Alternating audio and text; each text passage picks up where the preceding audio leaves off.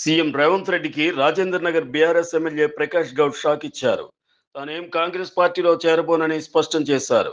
శనివారం తన కేడర్తో సమావేశమైన ప్రకాష్ గౌడ్ నియోజకవర్గ నాయకులు, కార్యకర్తల అభిప్రాయం మేరకు ఈ నిర్ణయం తీసుకున్నారు. బీఆర్ఎస్ ను వీడి కాంగ్రెస్ లో చేరే విషయమై ఈ భేటీలో కార్యకర్తల నుంచి ఆసక్తికర అభిప్రాయాలు వెల్లడయ్యాయి. బీఆర్ఎస్ లో గెలిచి కాంగ్రెస్ లోకి వెళ్తే ప్రజల నుంచి వ్యతిరేకత వస్తుందని ప్రకాష్ గౌడ్ కు పలువురు కార్యకర్తలు సూచించారు. దీంతో ప్రస్తుతానికి కాంగ్రెస్ పార్టీలో చేరే ప్రయత్నాన్ని ప్రకాష్ గౌడ్ విరమించుకున్నారు. ఎందుకంటే ఎప్పుడే కానీ తొందరపడే అవసరం నాకు లేదు, మీకు లేదు. చాలా నిన్న నుంచి చాలా అంటే చాలా నేను కూడా వచ్చిన తర్వాత రాత్రి 12 కూడా వండనీయలు అనుకున్నాను. కానీ ఉంటే ఎవరు బాధలు వాళ్ళకు ఉంటాయి. మా నాయకుడు పోతే మాకైతే ఏంటనే ఉంటుంది. నిజంగా కూడా కాంగ్రెస్లో మీకు తెలుసు, నేను కూడా ఆలోచించిన అందులో పోయిన తర్వాత ఆ గ్రూప్ ఈ గ్రూప్ రేపు ఎట్లా నేను అడ్జస్ట్ చేయగలుగుతా, ఏదన్నా మన నాయకులతో చెప్పుకోగలుగుతా అనేది నాకు కూడా ఆలోచన ఉంది. ఏదైనా కాదు అందులో పోయినాక రేపు ఎంపీటీసీ ఆడితే వాళ్ళు ఎంపీటీసీ ఆడతారు. అడవ జడ్పీటీసీ ఒకటే ఉంది, ఇద్దరు పంచాయతీ ఆలోచన పోయింది. ఒక కార్పొరేట్లో అంటే ఇద్దరు పంచాలు ఇద్దరు పంచాలు. ఇవన్నీ కూడా నేను ఆలోచన అంత ఈజీగా ఏదో మనం మాటించడం అయిపోయిందని కాదు. అంత ఈజీగా కూడా మన కార్యకర్తలు మన నాయకులు మనం కాపాడుకునే బాధ్యత మనకు. 5 ఏళ్ళకు ఆశ ఉంటుంది ఎవరికి, నేను లీడర్ కావాలి, ఎవరికి అవకాశం దొరికితే మనోడు మన పార్టీ అనేది అనేది ఆశ ఉంటుంది. ఇలా కంబైన్ అయిన తర్వాత కొంచెం ఇబ్బందులు ఉంటాయి. నేను చాలా మంది నన్ను అడిగినారు, అలా మీరు ఆ పార్టీలో పోతే రేపు మా పదవుల్లో తేందని. నిజంగానే అది ఉంటుంది. అలా పోయినాక పదవులు ఊడిపోయేది, తెల్లారి కథమైంది. అలా పదవులు ఉంటాయి తప్పనిసరి. ఏ పార్టీ పోతే ఆ పార్టీ పోతే బాధ్యత ఉంటుంది. అందుకని దయచేసి మనం అందరం ఏ విధంగా అయితే మీరు మాట ఉన్నారో రేపు కూడా ఆ మాట ఉన్నారు. మీరు అందరూ ఈ బలం ఏంటంటే సృష్టించిన బాధ్యత.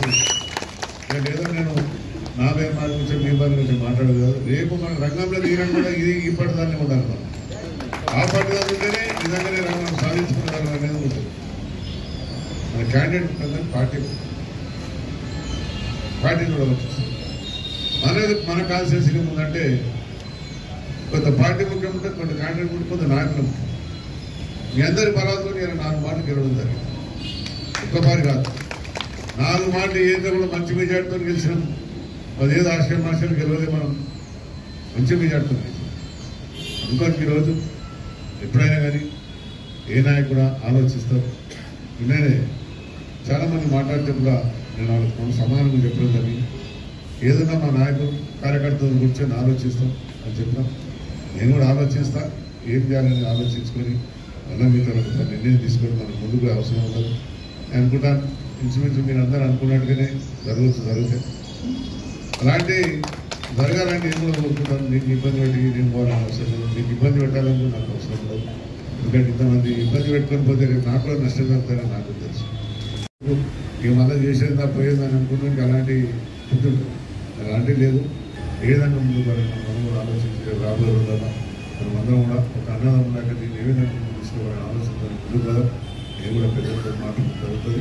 ఇంకేదంటే కూడా మీరందరూ కూడా రేపు నేను ఫోన్లో మాట్లాడే వాళ్ళు కూడా మాట్లాడడానికి చెప్తే కూడా చెప్పాలి.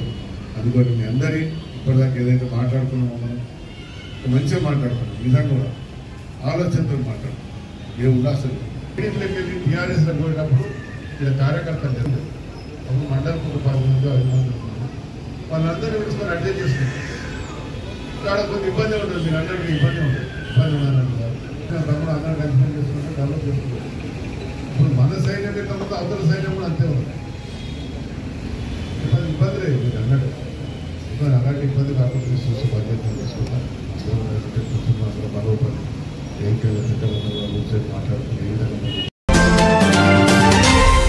తెలంగాణ శాసనమండలి చైర్మన్ గుత్తా సుఖేందర్ రెడ్డి కోపం వచ్చింది.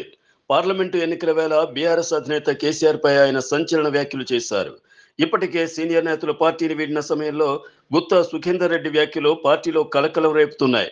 ఎమ్మెల్యే సెంట్రిక్ రాజకీయాలే బీఆర్ఎస్ ను కొంపముంచాయని, బీఎస్పీ మాదిరిగానే బీఆర్ఎస్ తయారైందని ఆయన విమర్శించారు. లిల్లీపుట్లను కేసీఆర్ తయారు చేశాడని విమర్శించారు. పార్టీ నేతల అహంకారంతో బీఆర్ఎస్ అధికారంతో పాటు ప్రజలకు దూరమైందని అన్నారు.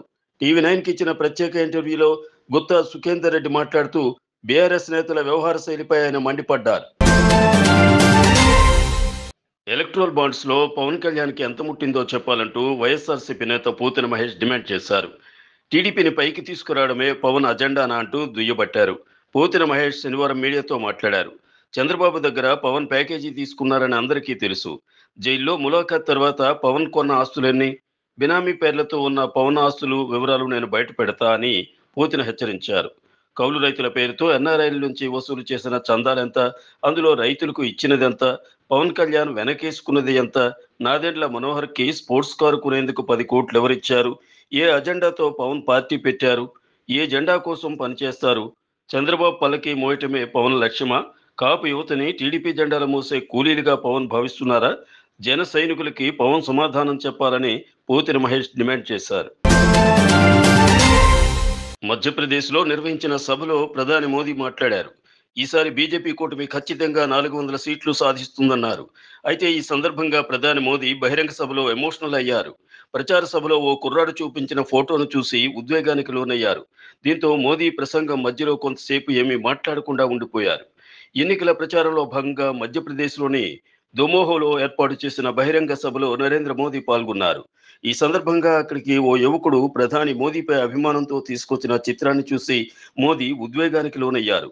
సభలో మాట్లాడుతుండగా దూరం నుంచి ఓ యువకుడి చేతిలో ఫోటో ఫ్రేమ్ కనిపించింది. తన మాతృమూర్తి హీరాబెన్ తనను ఆశీర్వదిస్తున్నట్లు ఫోటో అది.